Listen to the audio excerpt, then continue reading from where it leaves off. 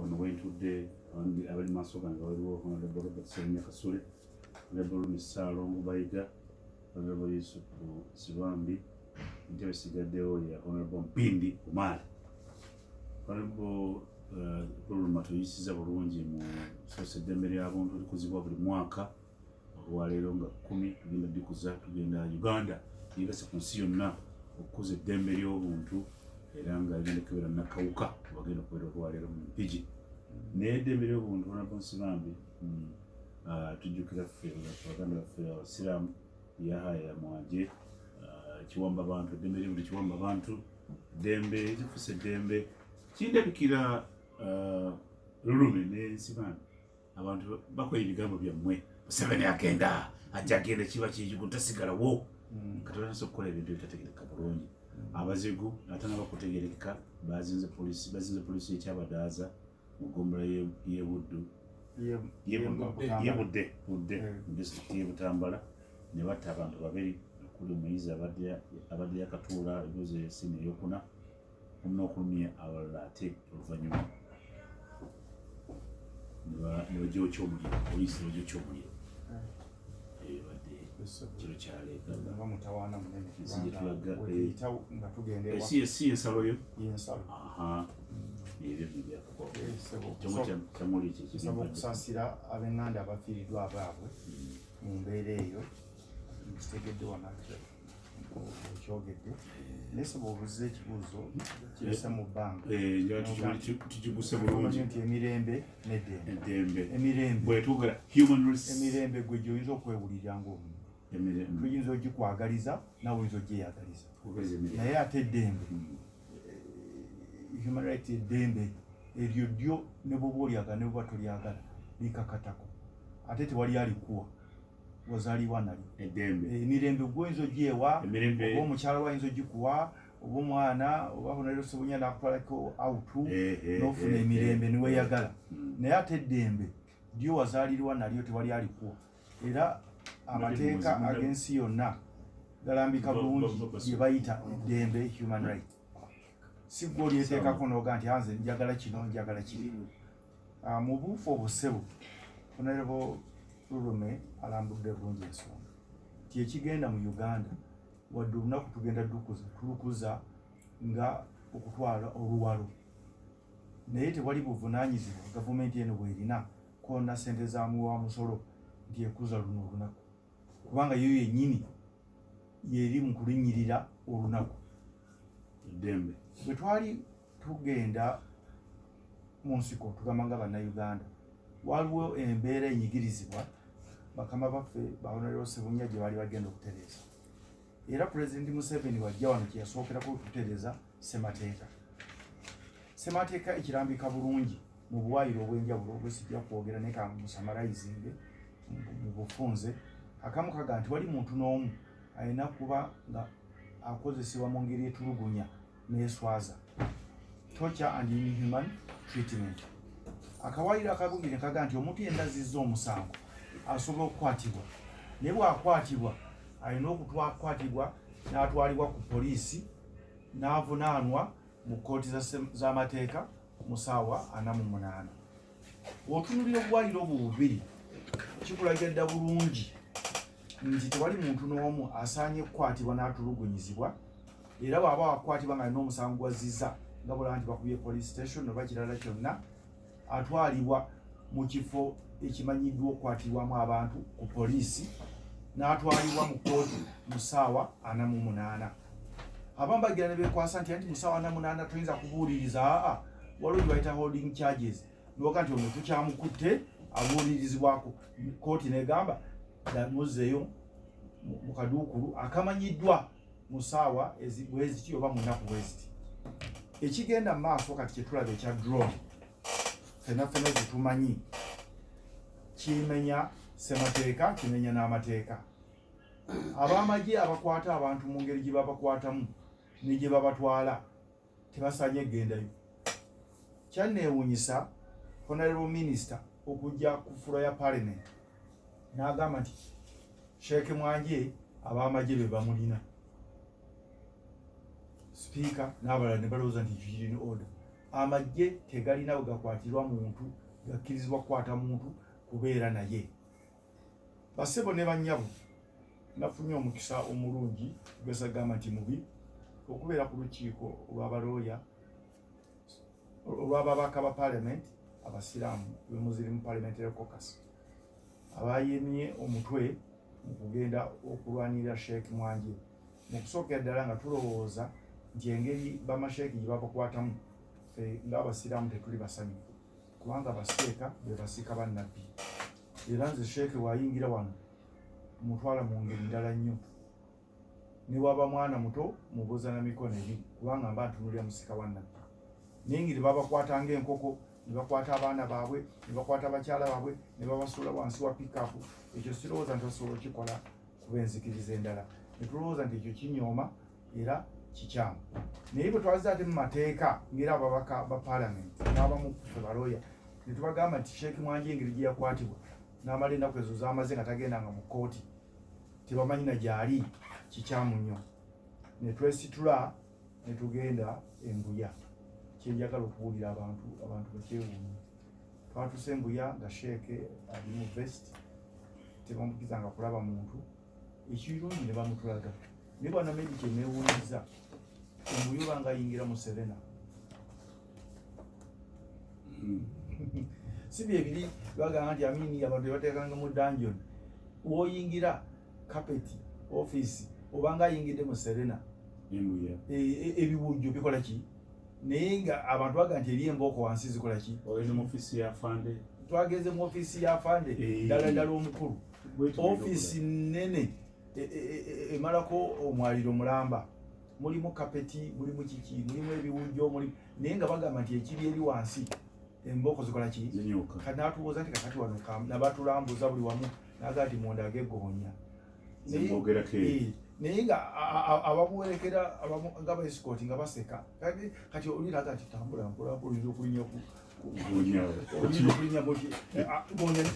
goonya gye ziri kakati buli tayiro obwedda gy'olinyako bwoti nga wekwata nemuwada ave emabega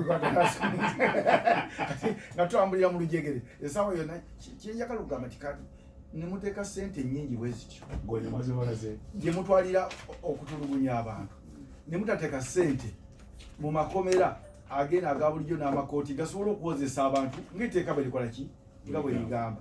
Waliwo kafutiria emmere bagaba buli kaseera abamu baalidde abamu tebaakoze eki kuba twamazeyo essaawa 3 naye ng'emmere bwegiraba nekulika enkoko nekulika ekifi kyabuli kafutiria ne bagikutulambuza era senga twagenze ne mukulu Ssebunya baayita beeraliikirira yandibadde akola ki alya buli naye bona ebyaffe twaka sebu kakati nze kyennadde njagala okwogerako kino ekigenda mu maaso gavumenti eno ekigenderera byolwo nabo bakola bubadi kubanga gavumenti eyimiriddewo okutulugunya abantu nagulirira nakutiisatiisa kati embeera abantu gye bafuna emirembe etali ddembe ne bafuna emirembe nga tewaliwo bwegugungo tewali biki gavumenti esobola kubeerawo kubanga eyimiriddewo mu kutulugunya era yi gavumenti z'abannakyemalya temusobola kutuula wali ne mugamba tuddeyo tuzimbe DP Honorable Luluma abadde agamba nti onookomawo ofuuke oba nsenkagala obaani kati gy'ogamba okudda waliyo obuvuyo gavumenti yebutaddeyo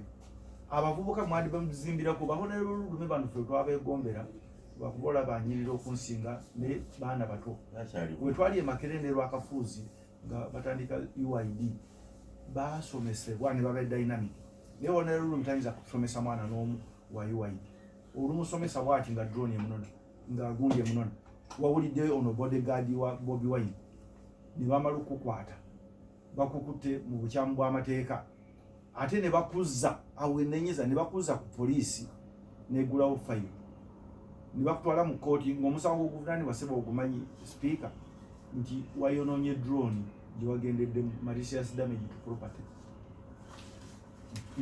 drone ekutwala ekukutte ekusiba empingu kati werwanako n'osamba oba omutto oba belt gye bakusiba neyulika oba eddirisa kakati kkooti egenda kuleeta obujulizi nti wayonoonye emmotoka ya gavumenti. Nze bwe nagambidde abalamuzi nti nze senga nalina obulamuzi Katonda yabunyima ezo fayiro siziwuliza nandiga nti muyinza kuleeta fayiro ey'ekisirusiru bweki mugizeeyo naye kakati ono bamusabira bail avunaanibwa kwonoona property ya gavumenti nga akwatiddwa mu bukyamu. Nga maliza ku nsonga eyo kino ekigenda mu maaso really tetukyewuunya, era ndowooza mistake yakolebwa nti bannaffe bwe baali bava mu nsiko tetwababuuza wa gye bava, and that's a very big problem. N'abakulembeze ab'enjawulo ku palamenti Honorable Makuuli, abantu bwina buli muntu ayagala asobola okufuuka member of parliament, oba osobola okuvuma, oba osobola okugulirira, oba osobola okutiisatiisa. Toyinza kuteeka bukulembeze mu mikono gy'abantu abatagunjuddwa. That was a very big problem. Kuba basobola okuba emundu, abo basobola okukola ekyemundu kyanjawulo. So bino bye tulaba, omuntu n'akwata munne n'amugyamu eriiso. Twawudde bano abaana ba Bobi Wine baakute ne bamukuba essasi mu kugulu. Recruitment y'amagye, recruitment ya poliisi ne leadership, ekyo bwe twakitereeze tulina obuzibu bunene nnyo mu ggwanga. Toyinza kuddira bantu bakyamu n'obakwasa buvunaanyizibwa, ekyo tekiriyo. Naye omunaddiini ava eri wali bati nti oyo kakati gundi, ono gundi bwati nti oyo yakulira abasuubuzi. Ekinokolebwa tulina okuddayo okutereeza values zaffe at whatever level, ba elders, abakulu b'ebika. Eggwanga lyafa bwana Mediffe we tubeedde okumpi ne systems nalinze embeera wala nga babaga nti oyo mubaka wa parliament, oyo munaddiini ngo oyagala na kwebaka wansi. Naye kaakati abantu abalina obuvunaanyizibwa obyobufere kiba personal, naye tebandibadde mu bifo ebyo. So all this we are seeing abductions naani mwogera n'omukulu ng'oyogera n'omukulu oga nti oyo director, ne bw'ovaawo n'oga nti ono wanjawulo ki n'omusajja asima omusenyu ewaffe Butambala, nga nasima omusenyu amusinga entegeera. Bwe baga nti ono kansala bw'ogenda omutunulirako nga tasobola. Kakati basically awali problem ensinga Japan ani ezo za Switzerland. In fact badde balaga akakatuni akaseza Switzerland bagikubye omupiira mbu okwekalakasa baga nti okwekalakasa ku street of Switzerland oli yasindise Dusty Bill n'atambula. Kubanga nabadde Switzerland tewali mu poliisi, tewali ki ensente, kubanga sente n'ensomesa bagiteeka mu ki mu mbeera eno. Eno waffe musomesa abaana kufuna buna. Kati amasomero gonna kinadde ngamba Hajjati mukyala bange zina kyewuunya ffe twasomera ng'okomyawo ebintu bye twali n'omukubba ng'era omwana bwabba ab'omu. Naye kaakati abaana bagolola ssaawa 9 gwa kiro, uniform bw'ogigula n'ogiteeka waliwo oti bwewebakanga bagibba. Omwana tasobola agenda na ssaawa, omwana tasobola agenda nangato nnungi, akomawo ekeesi yonna nkalu, amabaafu ge gabulanga naye nga ku end of year ogiraba. Kakati grooming y'abantu mugruminga baki ekyokuwamba nti kitwali kakati tumanyi nti ensi yafa tetulina kyoyinza kukyusa kati abalimu tekiri nomo bano abaliwo tebaagala nsi tosobola kiteereza kakati. Kati tuddeyo tukyuse curriculum n'awaka waffe ne values tulabe nti maybe abazzukulu baffe abalijja naye tewali kyoyinza kutereeza emu eno gavumenti y'abafere. Bano abantu gavumenti tebajagala. Ogenda Rwanda Congo gw'okulira, oli Somalia, oli Mali, oli Lidawa. Kati bw'obanga president yalowooza muntu, nze nakigambye wali mu parliament asanyuka nnyo mbu aba-IDF twabakurashinze, twabakubidde Congo ne helicopter n'ennyonyi. Abaana botta babatwala ba myaka 14 na 18 ate bana Uganda. Gwe president okuba omusanyufu nnyo okutta abantu bo ng'ate obatira bweru. Lwaki toteekawo mirimu abaana abo ne baba nga tasobola kugenda kubuzaazibwa mbuyeekera mu kifo ky'okwonona ssente. So kakati nze saagala bamala mu maanyi naye nze kyendabye n'erinyonda gye tuli ebintu byafa ate ng'omuntu eyabitta ye essendo tagyagala ate ngera omulaba mpulira nti atayagala kudda mu 2026. Kakati tugende wansi bwana Medi nga bw'ogamba gwe oli mu byamizannyo mu Villa gye tukola academy okuviira ddala waka waffe. Bw'oba obba amasannyalaze n'amazzi n'omwana ojja kulazaala mubbi. Bw'oba okuba mukazi wo n'omukozi n'omwana ojja kuzaala ajja mu bantu. Njakalikkiriza poliisi okusamoninga omuntu. Ye bwe kyandibala poliisi alina kuba ne transport bw'oba tolina drone. Naye kakati drone anti abazirimu si ba poliisi. Drone abazirimu bamagye abatali recruited kukwata bantu. Okay. Honorable Sebunyi, kifaananyi kiwa kibiina kyo kyenaale? Kirungi nti Akansooka njagalize mukadde wange Bishop Kyabalaga Ssekadde okuweza emyaka 5 mu bufumbo n'asonyiwa meseji nagifuna mesaji naye tubaagaliza emirimu n'abalala bangi nnyo abatuse ku bitiibwa ebyo. Kakati amaze eggobya mu eggobe mu kibya kibeesuwa ye mutabani wange. Ekintu kya sembezaayo fena ffe twasomerako mu bisulo n'ekigambo bubbi ngira omwana mubbi ava ne musomero ne mugobereza yavudde wano yagenzeewa yagenze Namasagali wamonyanga naye Namasagali eyo ali atya nga batwala ne message nti oyo yazzeeyo mubbi bwe bagiraga yazze wano mu kibuga Kampala kati asomera mudde tugamba taasuka obusabo bw'abantu eno kusomera badatulugunya. Kakati obubbi ennaku zino mu masomero abamasomero nabondoza beefudde kyesirikidde babaza Museveni atuyambe nabo kati obubbi mu masomero bukudde ki ejjembe. Bwe tugenda mu byaffe mwogedde ku mirembe n'eddembe mwogedde bwe tugenda era kumpi n'ekya corruption bwe twakyogerako wiiki ewedde nti society eddembe n'emirembe emirembe gyaffe ffenna eddembe ate ero likwatako nnyo liryo gwe ng'omuntu olina okulyewulira mu mutima. Akati bwe tugenze bwe tukwata abantu baffe mu byalo ekisooka buloka ku mutwe abadde akola ki nze sitegedde nsanze naye bakuba oyo ne tumutirawo tukiyita mob justice which is mob injustice kuba aba muntu omu okabye naye naffe tumukwata tutya.